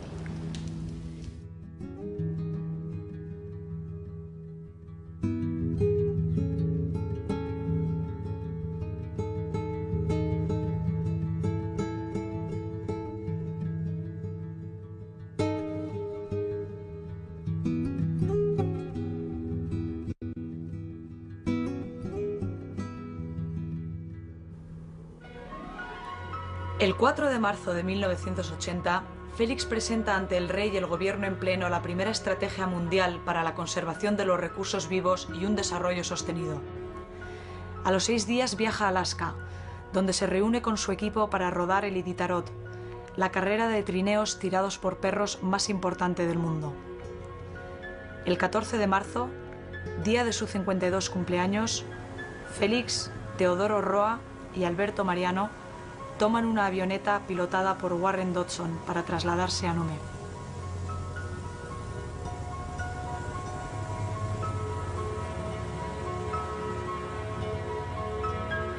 Hablé primero el día anterior con Félix por la noche y me dijo, como mañana es mi cumpleaños y como he dicho anteriormente que Félix tenía un exacerbado sentido de la familia, me dijo, mañana te llamo a las 8, como las comunicaciones son muy complicadas, desde aquí llama a las niñas a tiempo y me esperáis las 4 sentadas en la cama que os voy a llamar para que me felicitéis el cumpleaños. Y así estábamos, cuando de pronto a las 8:05 así, llama el teléfono, lo cojo rauda y rápidamente y alguien al otro lado del hilo me dice, pues ha caído una avioneta y se han muerto todos. Digo, ¿cómo así? Dice, pues sí, tal. En este momento, yo creo firmemente que Félix me mandó un cierto poder mental. Yo creo eso, sí. Y me transformé súbitamente en un autómata. Me pincha y creo que no sangró. Estuve varios días sin beber, sin comer, ocupándome de todo y toda la gente me decía que estaba mejor y más guapa que nunca. Eso es un hecho singular que no he podido encontrar explicación. De tal manera, reconozco, soy consciente que la muerte ha llamado a mi puerta, pero yo le he dado la espalda. No me he querido dar por enterada. Yo dije a las niñas, el comandante de nuestro barco no está. Yo voy a coger el mando y os aseguro que os llevaré a buen puerto. Aquella madrugada, pues nunca me olvidaré de ella. Entonces, porque yo recuerdo que la llamada a las 3 de la mañana, aunque mi teléfono funciona por muchos motivos, a veces a deshora, fue ya un aldabonazo de algo que presentía. Cuando Pedro Medilla me dijo, Antonio, ha pasado esto, yo en principio no me lo creía, hay que hablar con los familiares antes de que se publique la noticia por Radio Nacional y por los demás medios. Bueno, pues en el momento yo recuerdo que no sabía qué hacer. Tenía que llamar, levantaba el teléfono, volvía a colgar, levantaba el teléfono, volvía a colgar. No sabía cómo dirigirme a los familiares directos de los afectados. Me refiero al cámara, al Teodoro Roa y a Alberto Mariano. Produjo una reacción en España, se produjo una reacción verdaderamente multitudinaria, ¿no? Yo me acuerdo que fue uno de los impactos mayores que ha producido una muerte en nuestra nación, por las circunstancias que la rodearon. Nos hizo llorar al día siguiente la portada del diario ABC, donde Mingote, una vez más genial, dibujó un lobo mirando a las estrellas y llorando. Ese día, tanto mi mujer como yo lloramos en casa. Yo al verle a mi padre llorar pensé lo peor. y vino y dijo, hijo, se ha muerto Félix. A mi padre se le había muerto su padre, no por edad, pero desde luego porque yo creo que la figura de Félix incluso provocaba en el colectivo español esa sensación de familiaridad. No era solo un líder mediático, era alguien de la familia. Pero es que todos los chavales del grupo que estábamos ahí, los 4 naturalistas, hoy grandes naturalistas todos ellos, menos yo, todos realmente, bueno, es que nos quedamos huérfanos, o sea, se nos vino el mundo abajo. Que Félix sabía que no iba a llegar a viejo, entonces tuvo como un afán de acabar, ¿no? De acabar una obra que había comenzado. Yo pienso mucho, él tenía terror, repito, pero terror a volar, y fue un avión el que acabó con su vida. En la madrugada, y me escuché la tremenda noticia. No se me paralizó el corazón del todo, pero casi.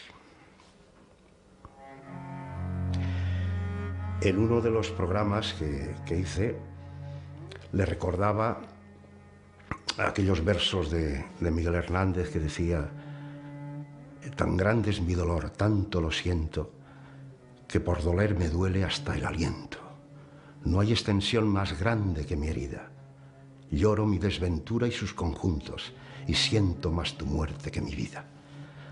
Así pensaba en ese momento. Pero hoy se le puede decir también a Félix el final de ese verso, que decía: a las aladas sombras de las flores del almendro de nata te requiero, que me tienes que contar muchas más cosas, compañero del alma, compañero.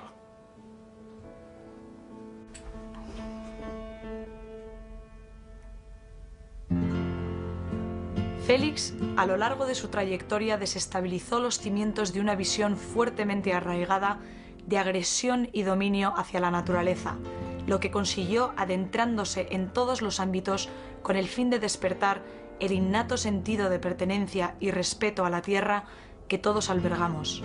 Su fuerza ante este desafío y su carisma convirtieron a Félix en un fenómeno social que con el tiempo cristalizaría en leyenda. Bueno, debía ser como un ovni, ¿no? Porque él hablaba de unas cosas, si tienes en cuenta que creo que fue el 11 de agosto de 1953, sale un decreto firmado por el ministro de Agricultura, que no vamos a dejar de citarle para vergüenza de él y de todos sus descendientes, Rafael Cabestany, y el Francisco Franco, firmando un decreto por el cual ordenan que se extingan todas las alimañas de este país, ¿no? Que son toda la fauna carnívora, y así murieron 2 millones de animales envenenados, cazados con cepos, con lazos, por los cuales se pagaba una prima. Y ese era el momento en el que surge la voz de Félix diciendo todo lo contrario. Entonces, eso tiene un valor enorme, no lo podemos calibrar, de osadía y de capacidad de convicción, ¿no? Porque toda esa gente que firmó esas cosas y que estaban convencidos de que eso era lo que había que hacer, pasaron a decir lo contrario. Su voz llenó todos los medios de comunicación, llegando su popularidad a convertirle en el personaje más reconocido de la época. El éxito no solo le brindó grandes oportunidades, también despertó polémicas y suspicacias que le acompañaron en los últimos años de su vida. Félix desarrolla su labor en todo el final del franquismo, donde la sociedad española estaba en efervescencia, intentando, pues, unos derribar la dictadura, otros mantenerla, y eso se tradujo en que ciertos sectores de la izquierda, del mundo progresista, pues le vieran como un valor del sistema, ¿no? Y bueno, él, aunque nunca tuvo unas posiciones políticas ni sesgos políticos de ningún tipo, lógicamente se le identificaba con lo que era el conglomerado del poder y de la YED, ¿no? de la clase social que estaba, bueno, pues transmitiendo cosas o haciendo cosas. Yo quise que Félix se metiera en la política. Y además fue una gestión que hice personalmente sin consultar ni al presidente de gobierno entonces Adolfo Suárez ni a nadie. Un día en un almuerzo de aquellos le dije: oye Félix, yo te necesito en la política, tú no te meterías en la política con nosotros, con la UCD, claro, me interesaba que estuviera con nosotros. porque comprendía el enorme gancho que tenía y el atractivo que tenía Félix, era una potencia. Y entonces me dijo de inmediato que no, reaccionó de inmediato, me dijo no. Pero hombre, Félix, esto es una oportunidad, fíjate tú, con la capacidad que tú tienes y lo que puedes hacer en el Congreso de los Diputados, defendiendo la naturaleza y tus ideas y tus cosas y tal. Y entonces me contestó muy sensatamente, me dijo, primero, la política es muy efímera. Si yo entro, a lo mejor voy a ser diputado 4 años y luego no voy a serlo. Y en ese momento los otros partidos me verán como una persona de partido y no como una persona independiente. Yo necesito ser independiente. Segundo, yo defiendo mejor lo que defiendo desde la televisión y con mi voz y con mis trabajos y con mis cosas que desde la tribuna política. Y al fin y al cabo, dice, me dijo él, dice, tú eres un ministro efímero, estarás aquí 1 año, 2 años, 4 años, y si yo en la televisión probablemente seré eterno. Y tenía toda la razón. Cuando llega la transición a la democracia y surge el movimiento conservacionista, lo que hay ahí son 2 cosas. Uno, una continuidad de ese pensamiento de que todo lo que tuvo que ver con el franquismo es ya sospechoso de que podría estar contaminado, que se tiene ahí una actitud un poco ambigua. Y 2, que como ocurre con los hijos, cuando crecen y se quieren diferenciar de su padre, pues les entra un complejo de Edipo y hay que matarlo, ¿no? Y yo creo que hubo en muchos personajes o personajillos de aquella época un instinto de querer cargarse a lo que era su origen y sus antecedentes y sus raíces. Félix no crea la dicotomía ecologismo-conservacionismo, ni muchísimo menos, él no lo crea, pero él está muy contento de que ocurra. Él lo hablaba, dice, alguien tiene que decir estas cosas, pero no voy a ser yo. Yo tengo que decir otras, y nosotros tenemos que luchar por otras cosas, pero en el fondo estamos haciendo lo mismo, que estamos luchando por el mismo punto. Él hablaba de sus cachorros de lobo que se le habían independizado y le habían enseñado los dientes, pero nada más. Igual que no quiso entrar en política activa de partido, Félix no quería tampoco formar parte de estructuras que tuvieran tintes políticos, aunque no fueran partidos políticos. Y casi todas las organizaciones que en aquel momento se vestían con el traje de la naturaleza, casi todas tenían detrás algún partido político o alguna ideología política. Y yo creo que él quiso preservar su idea de la naturaleza, del mundo político, es decir, esto sobrevuela como el águila por encima de todo. Y en aquella época, bueno, yo pasé de tener una admiración y un amor ciego de jovencito por Félix a tener mis reservas y mis precauciones hacia el personaje por influencias de personas que encontré en Madrid, colaboradores suyos, que, bueno, yo observaba que algo pasaba, ¿no? Había una serie de historias raras en las que se le criticaba pues los temas estos típicos de las filmaciones, que si eran con animales en cautividad, que si era un hombre muy exigente con su equipo, que si tal, que si cual. Y lamenté mucho aquella influencia negativa porque impidió que me acercara más a él. Hubiera podido hacerlo desde el país. E incluso que durante años tuviera yo un pensamiento de que no era tanta cosa la figura como yo pensaba cuando era más joven. Sin embargo, luego el desarrollo de los acontecimientos me ha demostrado que aquellos comentarios y aquellas actitudes eran pura envidia de gente que le había tratado y que lo que no veían claro era que fuera tan desbordante su líder, su personaje. Y bueno, vi que el valor que tenía la labor de Félix era enorme, ¿no? La palabra enemigo en todo su sentido, yo creo que es una palabra que no tenía en su diccionario. No sabía lo que significaba. Encontraba siempre una justificación a todo. Si este hace eso, es por eso. Si el otro hace eso, es por eso. Pero no minimizaba ni ninguneaba la calidad humana de cada ser humano. Félix era un hombre de valores y de principios. Hay que empezar por ahí.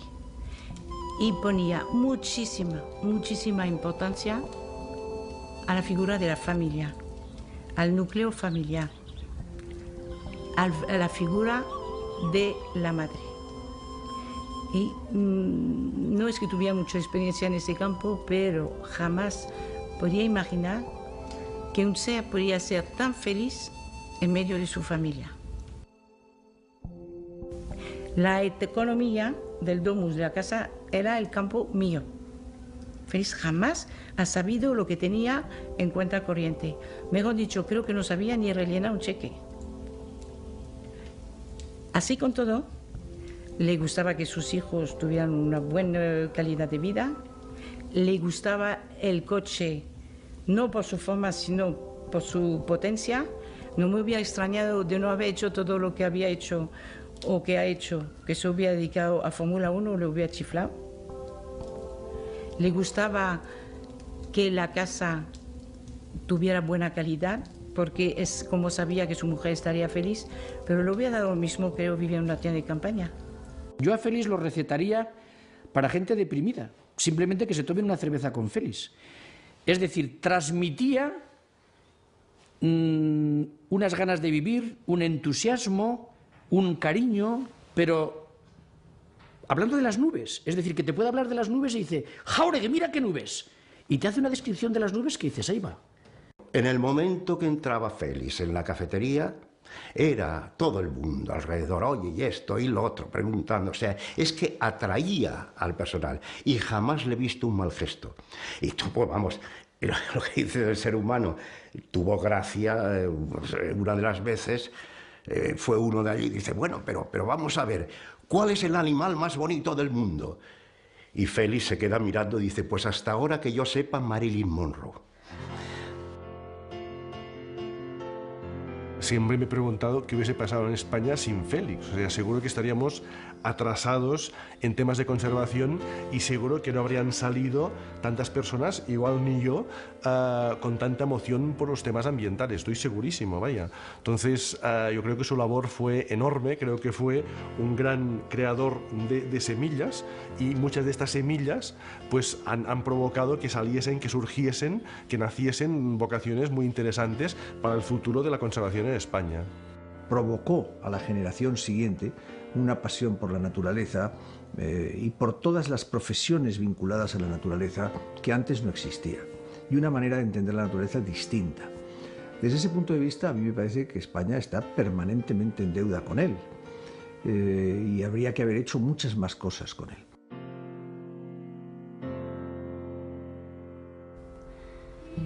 Félix siempre supo que su misión era una herencia para el futuro.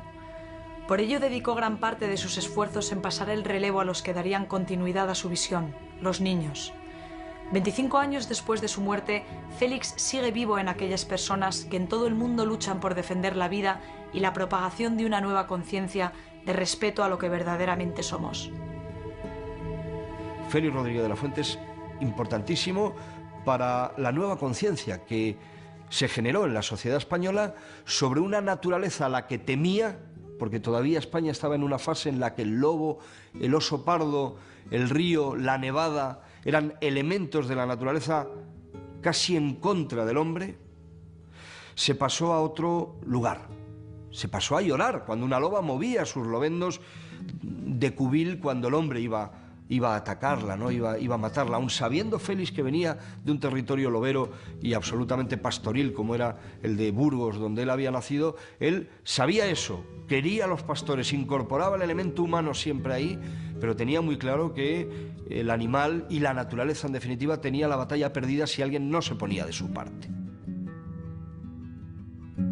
La televisión en este momento es seguramente el principal factor de insostenibilidad y destrucción del medio ambiente que existe, porque está trabajando en el sentido contrario, promoviendo los valores generalmente contrarios a los que precisamente a la defensa de la naturaleza y del medio ambiente, el consumismo, etcétera, etcétera, pero utilizada de forma positiva, es la mayor herramienta que tenemos en este momento para transmitir el mensaje. Entonces, está haciendo cosas interesantes, pero hay que profundizar y hay que poner el acelerador, porque es que el mundo lo necesita, es que nos la estamos jugando, ¿no? El uso que hacemos del patrimonio que es la vida es incorrecto. Es decir, sigue todavía sin entrar en la cabeza de la inmensa mayoría que hay que ser responsables con nuestro propio estilo de vida. Es decir, el estilo de vida es el gran antagonista de la vida misma. La naturaleza es un todo y nos viene muy bien entenderla así y manejarla así. Si no va a ser eso así y vamos a crear compartimentos estancos para la gestión de los recursos naturales, estaremos metiendo a la naturaleza en el mismo saco de los yogures, las botellas de vino, las bolsas de basura, las lavadoras y mis calzoncillos. La naturaleza es otra cosa. ¿Quién puede dar a entender esto a la sociedad? Los que saben. Y los que saben no son siempre oídos. Los últimos problemas serios medioambientales que ha padecido, por ejemplo, España, me estoy refiriendo al Prestige, a la catástrofe famosa de la Costa da Morte, o me estoy refiriendo a los incendios forestales, o me estoy refiriendo a la pérdida de iconos vivientes como el lince ibérico que se nos extingue. Siempre, cuando analizas esas tres cuestiones, por ejemplo, descubres que la política invade todo y no deja espacio a los que saben. Yo, como ciudadano, no consigo en un informativo escuchar 2 segundos tan solo al que sabe. Hola, fulanito de tal, el que sabe de esto va a contarles qué hacer con los incendios forestales. Integrar totalmente los temas de educación ambiental en la cultura, o sea, hasta ahora esto no se ha dado, o sea, a veces parece que es cultura cosas que produce el hombre, pero no es cultura temas de naturaleza, temas de medio natural, tendríamos que integrarlo. Y, evidentemente, demostrar que el desarrollo o es sostenible o no será desarrollo ni será nada porque va a ser una destrucción. Yo creo que hemos traspasado el umbral que Félix anunció siempre que pudo y advirtió de los peligros que conllevaba el deterioro ambiental. Hemos pasado ya ese umbral, ¿no?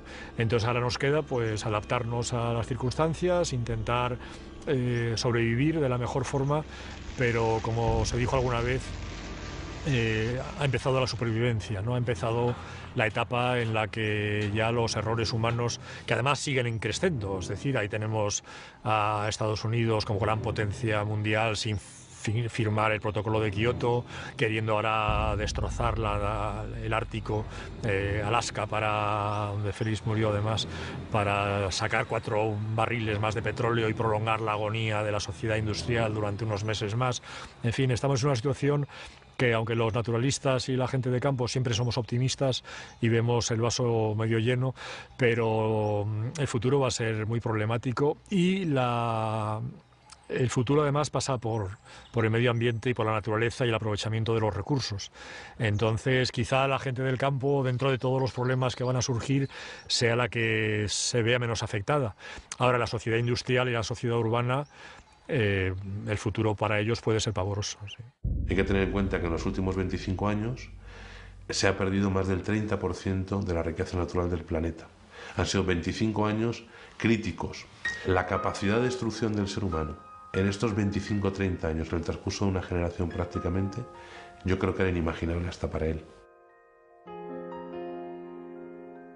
Aún así, por mi pesimismo activo, yo estoy completamente convencido de que las situaciones están a punto de cambiar, estamos muy cerca de haber tocado fondo, estoy convencido de que va a haber una rectificación, estoy absolutamente al lado de que la sensibilidad y la inteligencia humana se va a poner al servicio del humano, no al servicio de las mercancías, no al servicio de la cosa muerta. Vamos a recuperar nuestra libertad de elección y vamos a elegir la vida y vamos a desechar la muerte. El hombre es síntesis del universo. El planeta es síntesis del universo. Entre el hombre y la tierra hay el abrazo profundo, el cordón umbilical irrompible que puede haber entre el niño y la madre cuando el niño está en el claustro materno. Si el cordón se rompe, el niño muere y la propia madre está también en peligro. La verdad quiero dejar ese mensaje para que todos los jóvenes vuelvan a coger el testigo que ha dejado Félix y vuelvan a mentalizarse que el mundo que nos rodea es suyo. Y nosotros, concienciarnos que tenemos la sagrada obligación de dejar a nuestros descendientes una naturaleza que resplandezca con todo su vigor y todo su esplendor.